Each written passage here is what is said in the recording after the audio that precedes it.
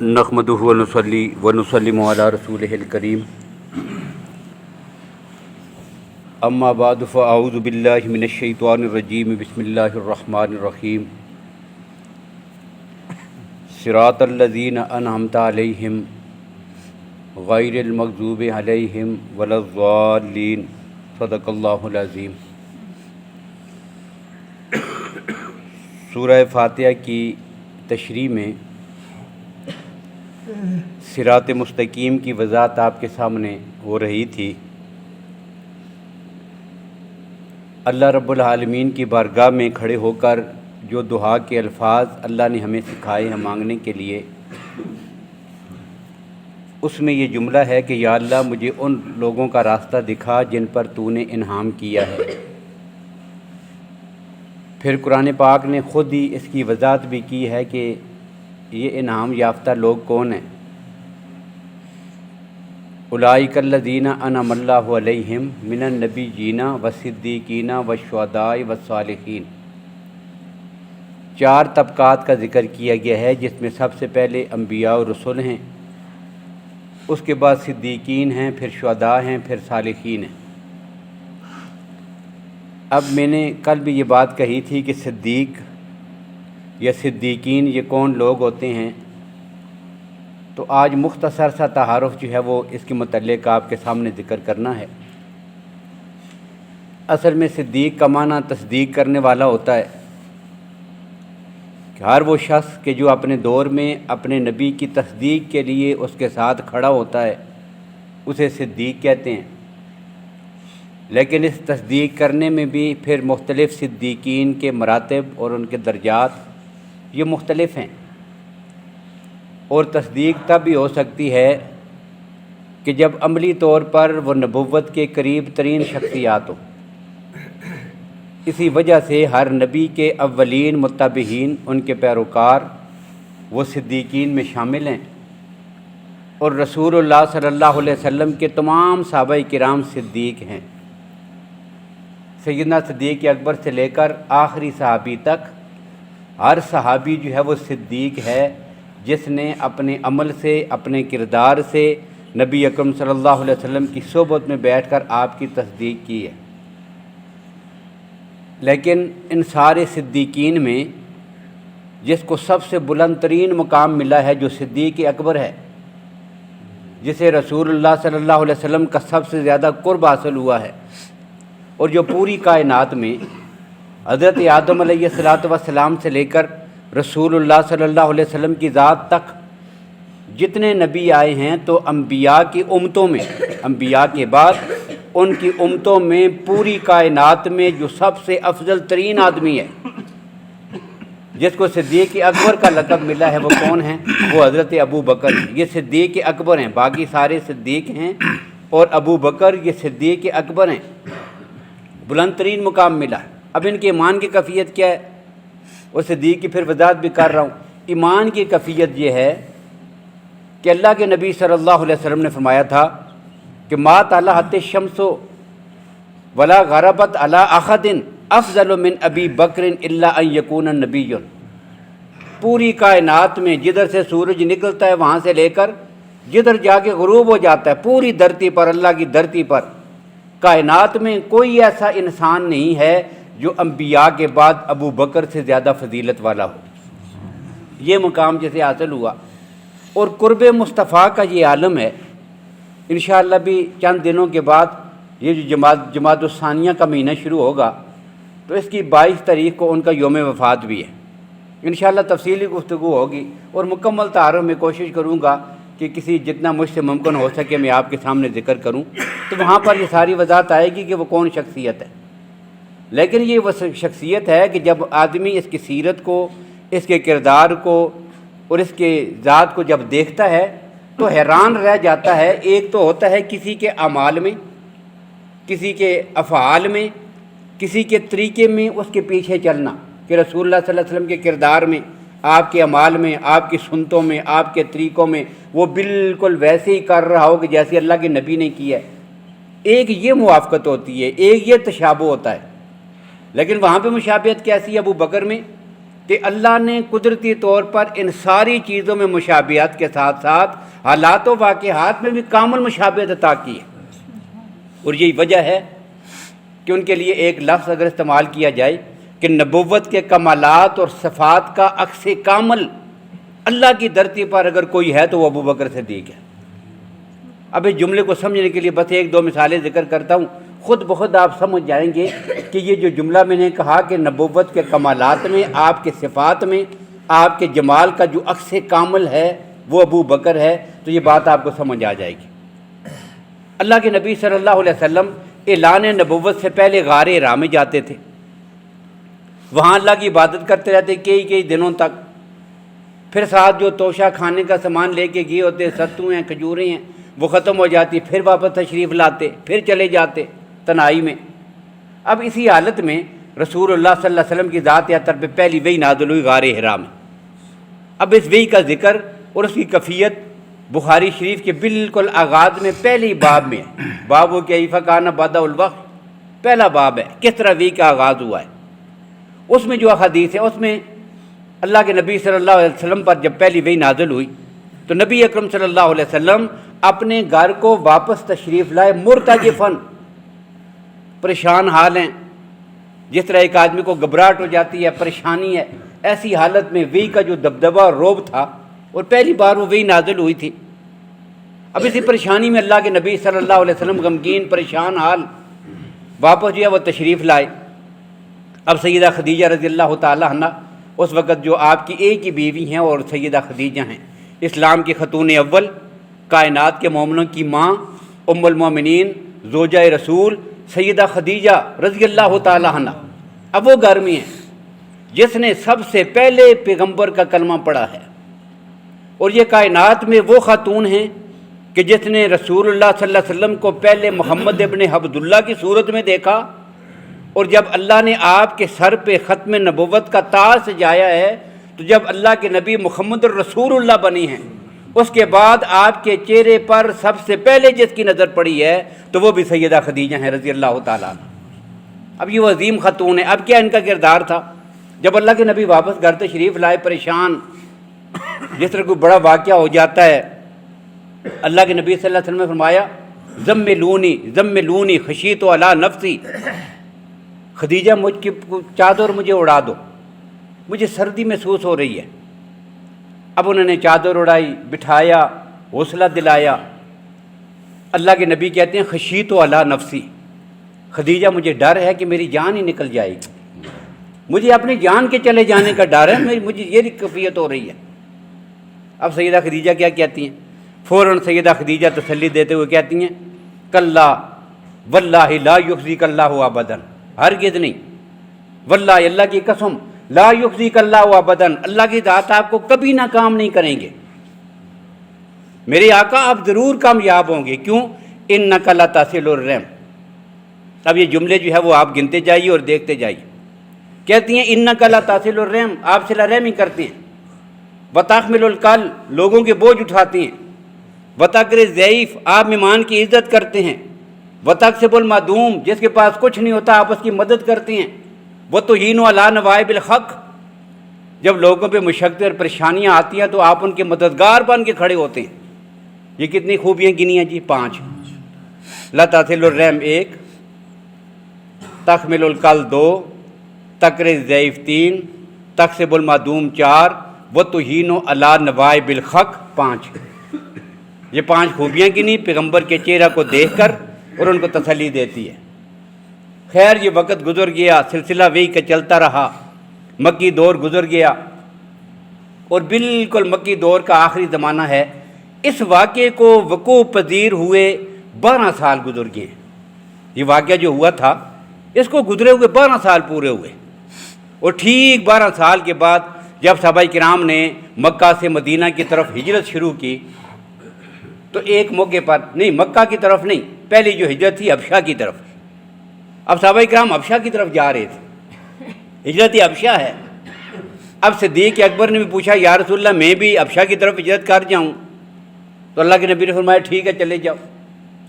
اب ابو بکر بھی اپنے گھر سے نکلے، مکہ سے باہر جا رہی ہیں، اور ابھی شہر سے باہر نکلے ہی تھے، بالکل آخری کنارے پر ہیں، تو ایک آدمی ملا آپ کو جو مسلمان نہیں ہے، کافر ہے، اور اس کا نام ابن دغنہ ہے، بخاری شریف میں موجود ہے، اور یہ دونوں احادیث بخاری شریف میں۔ اب جب وہ ان کو ملا، راستے میں پوچھتا ہے کدھر جا رہے ہو ابو بکر؟ انہوں نے فرمایا کہ میں جو ہے وہ چونکہ یہاں رہنا میرے لیے مشکل ہے، اب میں بھی ہجرت کر کے حبشہ کی طرف جا رہا ہوں۔ تو اس نے صدیق اکبر کے بازو سے پکڑ لیا، کہا کہ مثلو کا لا یخرج یا ابا بکرین، تیرے جیسے عظیم لوگ تو بستیوں سے نکالنے جانے کے قابل نہیں ہوتے، تو اگر اس شہر سے نکل جائے گا پھر مکہ مکہ کیسے رہے گا؟ میں تجھے نہیں جانے دوں گا، واپس آؤ میرے ساتھ، میں نہیں جانے دیتا۔ اور پکڑ لیا، اور اس کافر نے پھر ابو بکر صدیق کے چہرے کو دیکھ کر پھر ایک بات کہی۔ اب 12 سال پہلے سیدہ خدیجہ نے کچھ جملے کہے تھے، اور ٹھیک 12 سال بعد وہ ایک کافر ابو بکر صدیق کے چہرے کو دیکھ کر وہ جملے کہتا ہے۔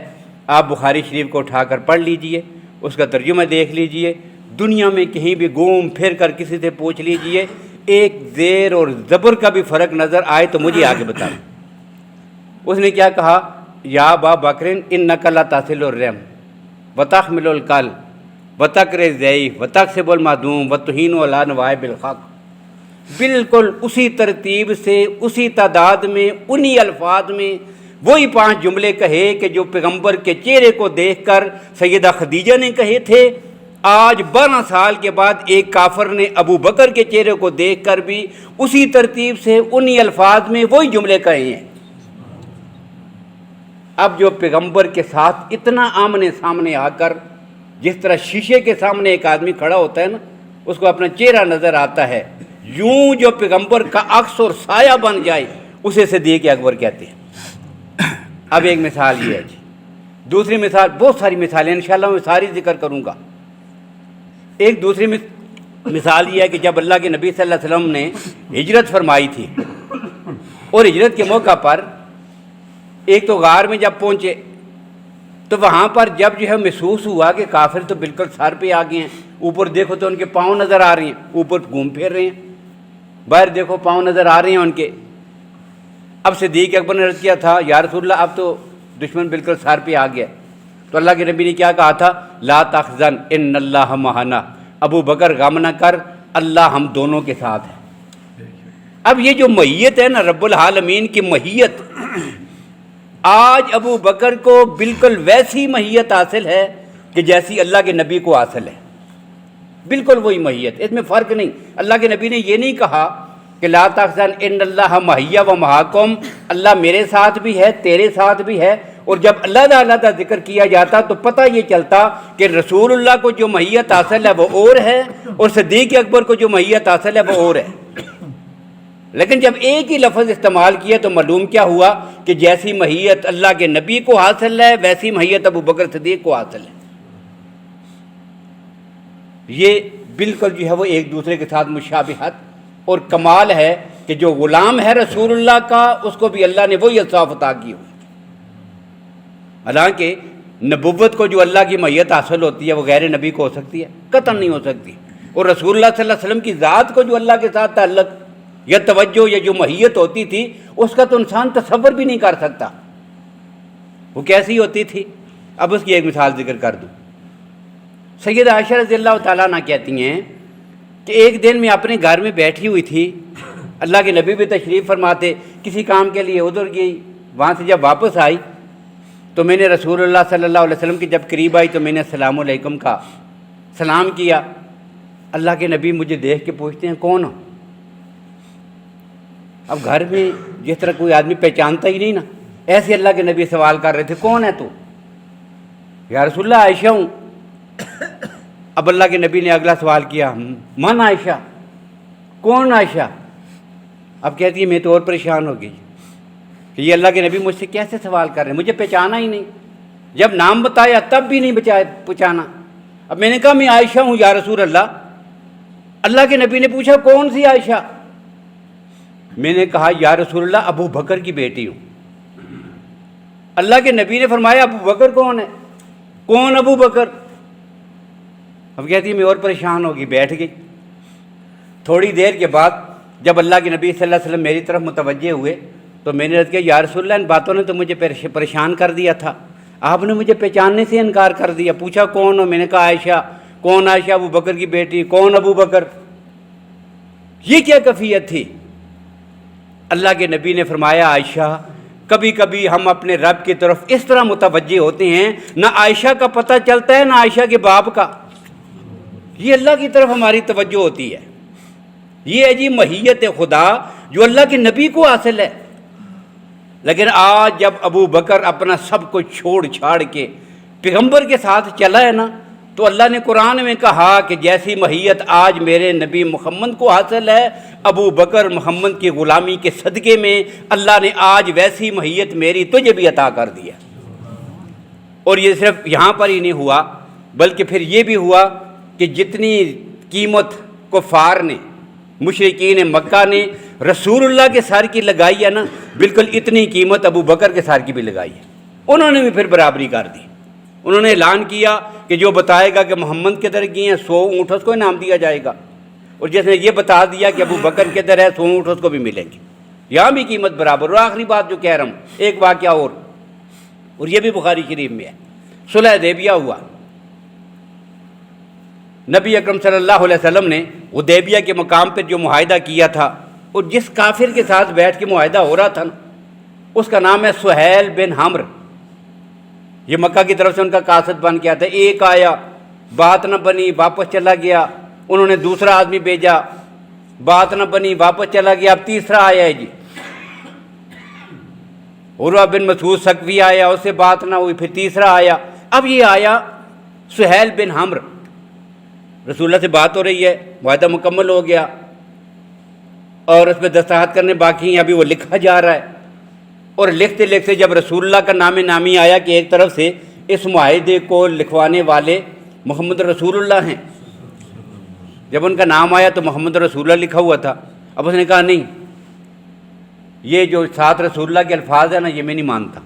بھائی جھگڑا یہ ہے، تو آپ نے جو رسول اللہ معاہدے میں لکھا ہوا ہے آپ محمد بن عبداللہ لکھیں، محمد رسول اللہ کاٹ دیں۔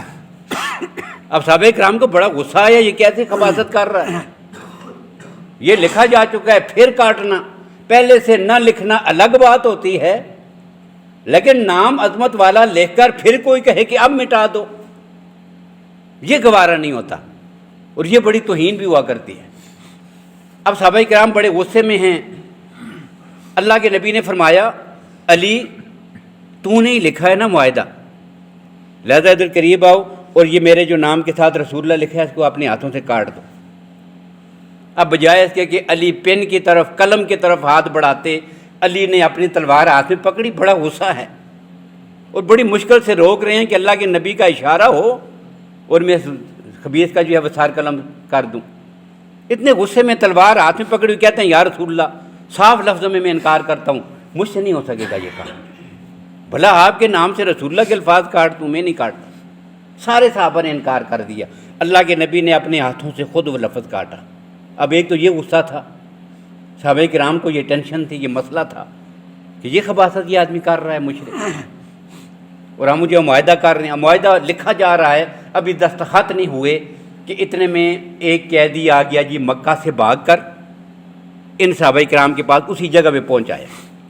اب معاہدے میں ایک شرط یہ بھی لکھی ہوئی تھی، شرط تھی کیا کہ اگر کوئی آدمی مکہ سے مسلمان ہو کر بھاگ کر ان مسلمانوں کے ساتھ آ کے ملے گا، یہ اسی وقت پکڑ کے ہمیں واپس کریں گے، ہمارے حوالے کریں گے۔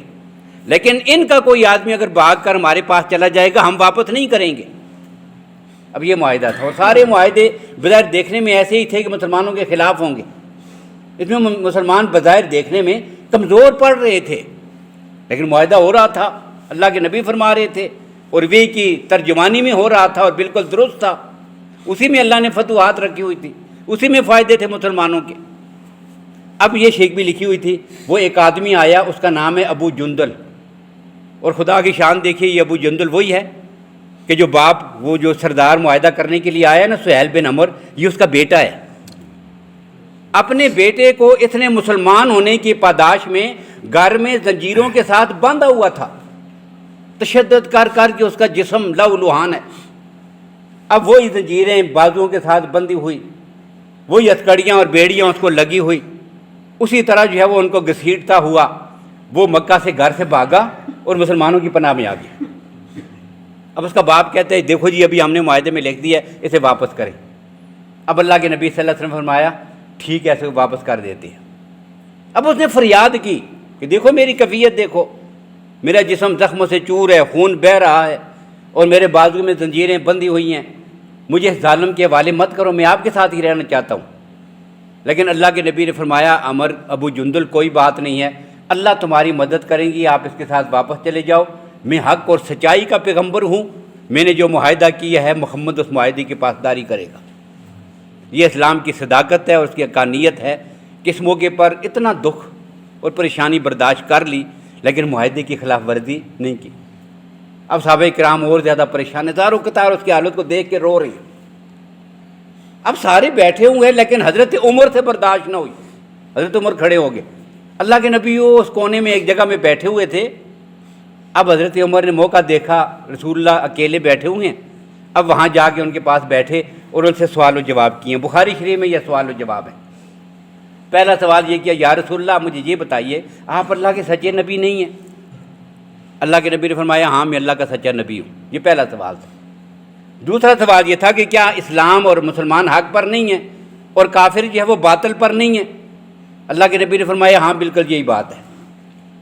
और तीसरा सवाल ये था या रसूल अल्लाह हमने इतना दब कर ये मुआहदा क्यों किया है?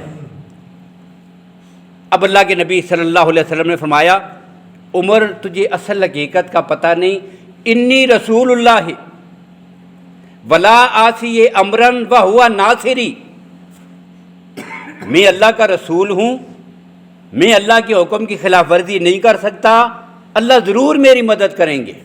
अब ये जवाब था। अब देखें जवाब के कितने हिस्से हैं? तीन। जवाब के कितने हिस्से हैं? तीन। ये आगे अगले जुमले में आपको ज़रूरत पड़ेंगे। जवाब के तीन हिस्से हैं। क्या? मैं अल्लाह का रसूल हूँ, मैं उसकी नफरमानी नहीं कर सकता, वह हुआ नासिरी, और अल्लाह मेरा मददगार है। ये तीन जुमले थे। अब से हज़रत उमर वहाँ से उठ के उठे, देखा फ़रूक हज़रत अबू बकर वो दूसरे किसी कोने में बैठे हुए हैं। अब उन्हें पता ही नहीं कि रसूलुल्लाह से क्या सवाल हुए, अल्लाह के नबी ने क्या जवाब दिया। लेकिन हज़रत उमर वहाँ से सुकून न मिला ना, तो अबू बकर के पास जा पहुँचे। अब उनसे पहला सवाल करते हैं, अबू बकर ये बताइए क्या रसूलुल्लाह अल्लाह के सच्चे नबी नहीं हैं? वही तीन सवाल थे। अबू बकर ने कहा या उमर यकीनन वो अल्लाह के सच्चे नबी हैं। दूसरा सवाल ये था क्या इस्लाम हक़ नहीं है और काफिर बातिल पर नहीं? हज़रत अबू बकर ने फरमाया हाँ बिल्कुल, इस्लाम हक़ है और मुसलमान हक़ पर हैं और काफिर बातिल पर। और तीसरा सवाल ये था कि अबू बकर मुझे ये बताइए कि हमने इतना दब कर ये मुआहिदा क्यों किया है? अब सिद्दीक़ अकबर ने जवाब में कहा ओवर रसूलुल्लाह वला यासी अमरन व हुआ नासिरुहु। उमर चुप करके बैठ जाओ, वो अल्लाह के रसूल हैं, वो अल्लाह की नफरमानी नहीं कर सकते और अल्लाह ज़रूर उनकी मदद करेगा। अब ये क्या है? बिल्कुल वही तरतीब है, बिल्कुल वही तीन जुमले हैं, बिल्कुल वही जवाब है जो उस कोने में बैठ के अल्लाह के नबी ने दिया है, दूसरे कोने में बैठ के अबू बकर दे रहे हैं। ये क्या है जी? ये होता है जमाल नबुव्वत का अक्स कामिल कि अल्लाह ने जो रोशनी, और यही बात जो है अल्लाह के नबी ने सिर्फ एक जुमले में कह दी थी। अल्लाह के नबी ने एक जुमले में एक बात कही थी। अल्लाह के नबी फरमाते हैं मा सब्बल्लाहु शैयन फ़ी सदरी इल्ला वक़द सब्बब्तुहु फ़ी सदरि अबी बकरिन। अल्लाह ने जो कुछ मेरे सीने में डाला है ना, वो सारा कुछ मैंने अबू बकर के सीने में मुंतकिल कर दिया है। इसको कहते हैं ये सिद्दीक़, और ये सिद्दीक़ अकबर है जो नबूवत के सबसे ज़्यादा करीब होता है। अब अल्लाह ने सिरात मुस्तकीम में हमें क्या कहा? इन लोगों के पीछे चलो, ये तुम्हारे मुक्तदा हैं, ये तुम्हारे पेशवा हैं। और अल्लाह के नबी ने खुद ये बात कही थी इक़्तदू बिल्लज़ैनि मिन बादी अबी बकर व उमर। लोगों जब मैं दुनिया से चला जाऊँगा ना, तो तुमने सिरात मुस्तकीम पे अगर चलना है तो मेरे बाद अबू बकर, फिर उसके बाद हज़रत उमर के रास्ते पे चलना है। एक औरत आती रहती थी कभी कभी मसले पूछने के लिए। कोई बूढ़ी खातून थी, जब भी मसला पेश होता रसूलुल्लाह के पास हाजिर होती, मसला पूछती। खुदा की शान देखिए, एक मौके पे जब वो आई ना तो मसला पूछा, जाने लगी तो जाने से पहले वो हुज़ूर सल्लल्लाहु अलैहि वसल्लम से सवाल करती है, कहती है या रसूल अल्लाह अगर मैं फिर आऊँ مجھے مسئلے پوچھنے پڑتے ہیں، آتی رہتی ہوں، کبھی 6 مہینے، کبھی سال بعد، کبھی 3 مہینے بعد آتی ہوں آپ کے پاس مسئلے پوچھنے کے لیے۔ اگر میں جب دوبارہ آؤں، مجھے موقع ملے، آپ اگر نہ ہوں، پھر میں کیا کروں گی؟ پھر کس سے مسئلہ پوچھوں گی؟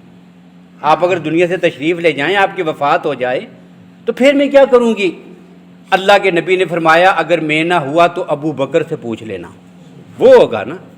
تو یہ ہے جی صراط مستقیم، جس کی رہنمائی قرآن نے کی ہے اور اللہ کے نبی نے کہ میرے بعد ان کے پیچھے چلنا ہے۔ یہ وہ لوگ ہیں صراط الذین انعمت علیہم غیر المغضوب علیہم ولا الضالین۔